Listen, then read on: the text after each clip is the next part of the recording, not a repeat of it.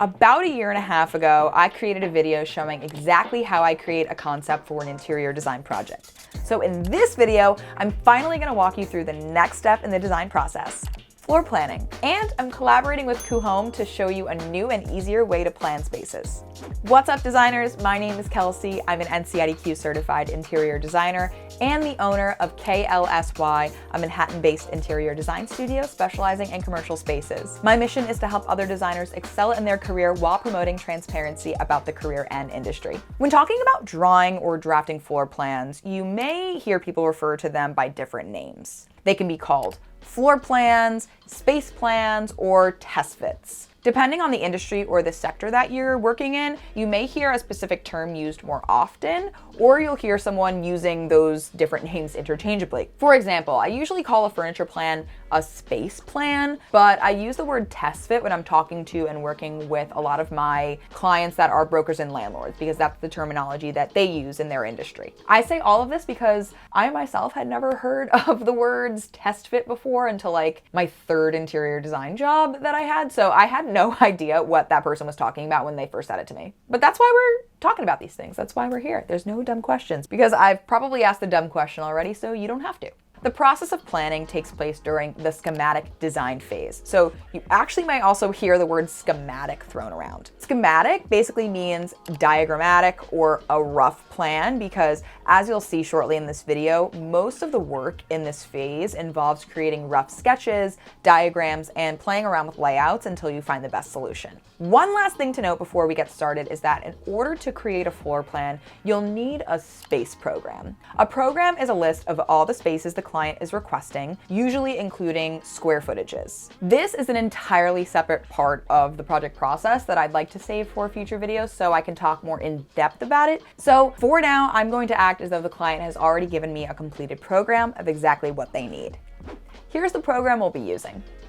The first step is something that you've learned in design school and probably something you will never, ever do in your actual professional life. And that is to create a partie diagram. Okay, hold on. I gotta put my woo-woo designer hat on for this. Where's my woo-woo hat? The partie diagram is not merely a sketch. It is the soul of the design, a visceral response to the essence of the space. It captures the initial spark, the whisper of inspiration. And that defines the core idea, the organizational rhythm, or the dance movement through the environment.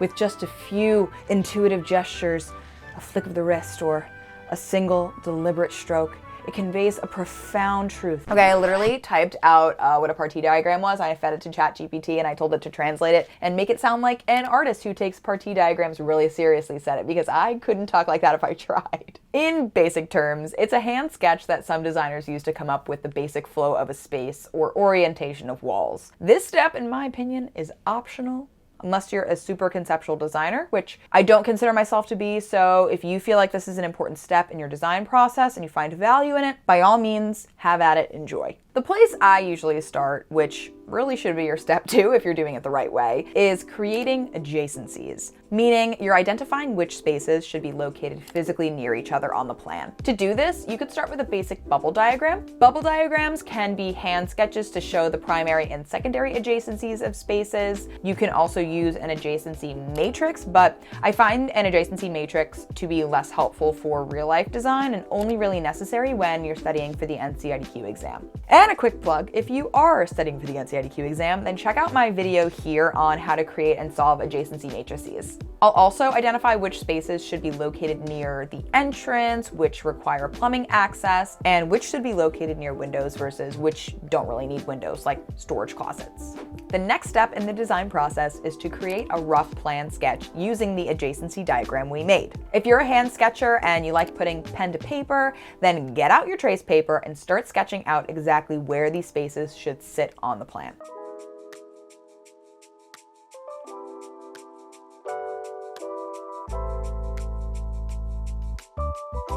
If you're not a sketcher or you would rather do this on the computer, then you can draw boxes representing the different spaces and start playing around with their locations that way. I actually find doing this in CAD to be most helpful because you can actually create a box with the correct square footage of the room so you can see if the spaces will literally fit where you want them to. When you're done, your plan should look a little something like this.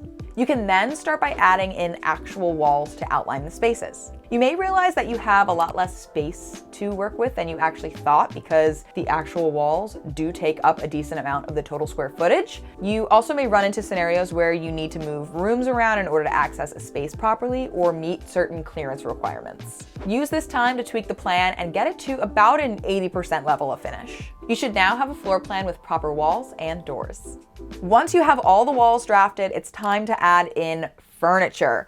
There are two ways to go about this. The first is staying in AutoCAD and beginning to draw or paste in furniture blocks. Or you could just use Coohom, who is the sponsor of this video. Coohom is a 3D modeling and rendering software created to make designing, planning, and rendering easy. It has a vast model library for you to drag and drop furniture blocks into your model for quick floor plan iteration. It has cloud-based flexibility so you can work on your projects from multiple devices with multiple people, high-resolution photo and video rendering capabilities, AI-powered design templates, and specialized kitchen and closet tools. In my opinion, Coohom is a great tool, especially for new designers that are looking to create floor plans and 3D models without having to learn several complicated softwares. Or for designers who are just looking to save more time with their 3D modeling and planning. My favorite part about Coohom is the fact that you can upload your AutoCAD file directly into the program and it will build your basic model for you automatically. It saves me a ton of time. Once you have your basic model, you can start dragging and dropping one of the millions of furniture blocks into the space and start playing around with which furniture types fit best in each room. And after all of your furniture is placed, it's super easy to view and export near photorealistic renderings for your client presentations. If you're interested in seeing how I use Coohom to design an office pantry, then check out this video here, which I will also leave a link to in the description box. And thank you to Coohom for sponsoring this video.